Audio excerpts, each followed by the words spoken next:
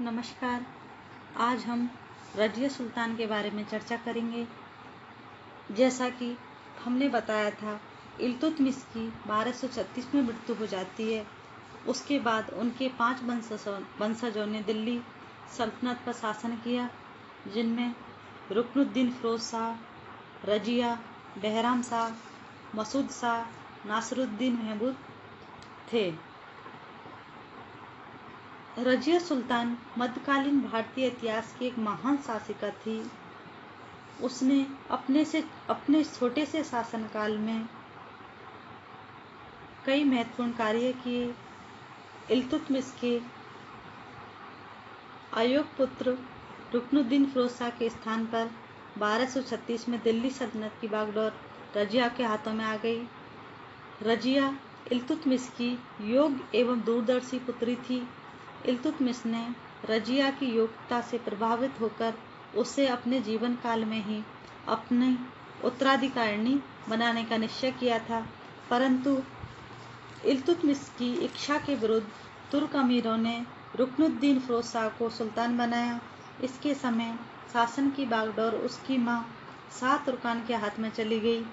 शाह तुर्कान भी प्रारंभ में एक गुलाम थी, पर अब वह एक क्रूर महिला बन चुकी थी। बाद में रज़िया ने इन दोनों को बंदी बनाकर मार दिया। रुकनुद्दीन फिरोज शाह के विरुद्ध फैले हुए असंतोष व राज्य में फैली अराजकता से रज़िया ने लाभ उठाया तथा दिल्ली की जनता व अमीरों के सहयोग से 1236 ईस्वी में रज़िया दिल्ली की शासिका बनी।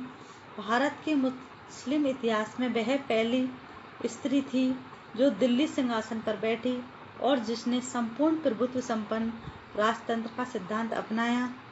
सिंहासन पर बैठते ही रज़िया को अनेक कठिनाइयों का सामना करना पड़ा, परंतु रज़िया ने अपनी योग्यता से कुशलतापूर्वक शासन किया।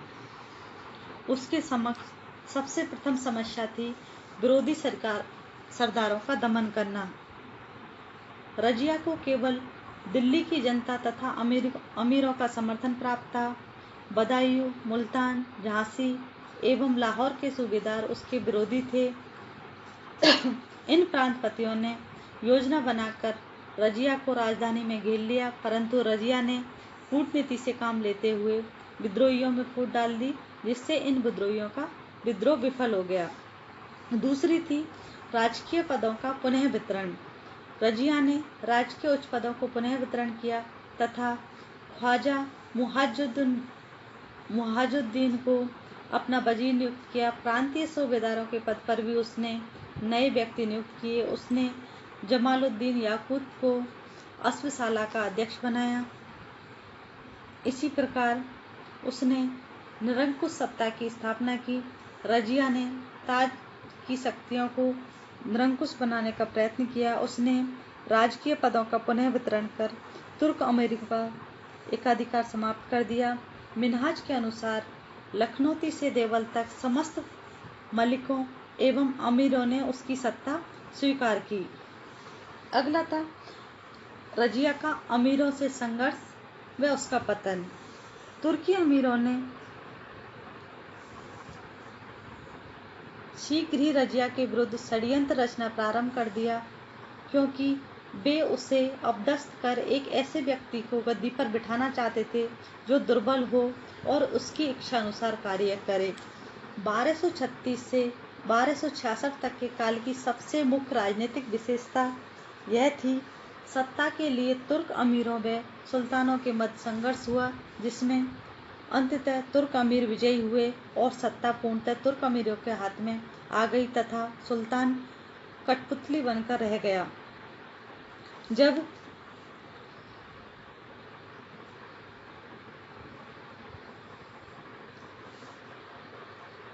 भटिंडा के सूबेदार मलिक अल्तुनिया व लाहौर के सूबेदार कबीर खान ने रज़िया को राजधानी से दूर ले जाकर समाप्त करने की योजना बनाई, उस समय अप्रैल 1240 ईस्वी में अल्तुनिया के विद्रोह को दबाने के लिए रज़िया ने तवर हिंद की ओर प्रस्थान किया। राजधानी के कुछ अमीर गुप्त रूप से अल्तुनिया का समर्थन कर रहे थे। तुर्क अमीरों ने याकूत की हत्या कर रजिया को बंदी बना लिया तथा दिल्ली स्थित तुर्क अमीरों ने behram शाह को गद्दी पर बिठाया।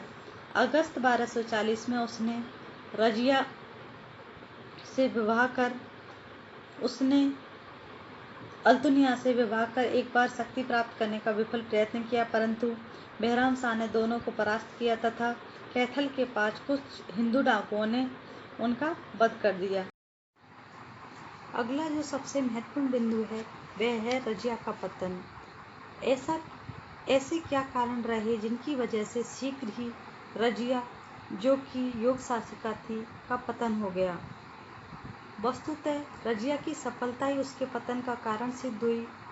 उसके निम्न कार्यों से तुर्क अमीरों में असंतोष उत्पन्न हो गया, जैसे रजिया की निरंकुश नीति।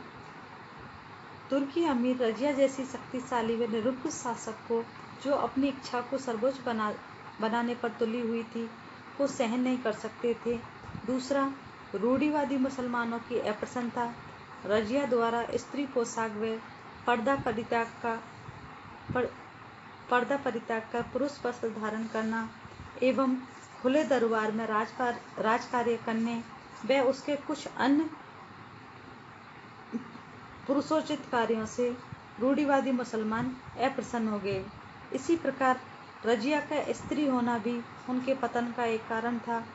रजिया एक स्त्री थी तथा बूढ़े तुर्की योद्धा उसके नेतृत्व में रहने व युद्ध करना उचित नहीं समझते थे। मिन्हाज के अनुसार उसमें सभी बादशाही गुण विद्यमान थे सिवाय नारीत्व के, तथा इसी कारण उसके अन्य गुण व्यर्थ थे। अगला कारण है राजकीय पदों से तुर्कों का एकाधिकार समाप्त करना। रजिया ने राजकीय पदों का पुनः वितरण कर अपनी इच्छानुसार इन पर नियुक्तियां दी। उसने तुर्कों के अलावा भी याकूत जैसे हबशी को महत्वपूर्ण पद प्रदान कर दिया तथा इस नीति से तुर्क अमीर उससे अप्रसन्न हो गए। इनके पतन का एक कारण याकूत से प्रेम संबंध भी बताया जाता है। रजिया का जमालुद्दीन याकूत नामक हबशी अफसर, जो घोड़ों का सर्वोच्च अधिकारी था, से विशेष अनुराग था और इसी कारण से ही तुर्की सरदार रजिया से अप्रसन्न थे। इस प्रकार रजिया सुल्तान निस्संदेह इल्तुतमिश के उत्तराधिकारियों में सबसे योग्य व प्रशंसनीय गुणों से युक्त थी।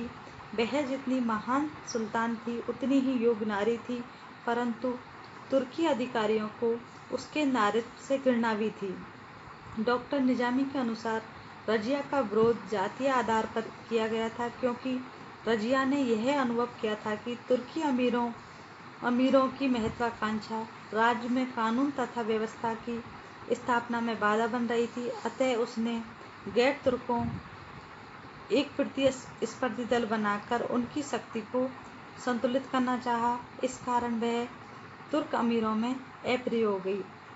इस प्रकार स्पष्ट होता है कि रजिया के पतन का सबसे महत्वपूर्ण कारण तुर्की अमीरों का उनका विरोध किया जाना था। धन्यवाद।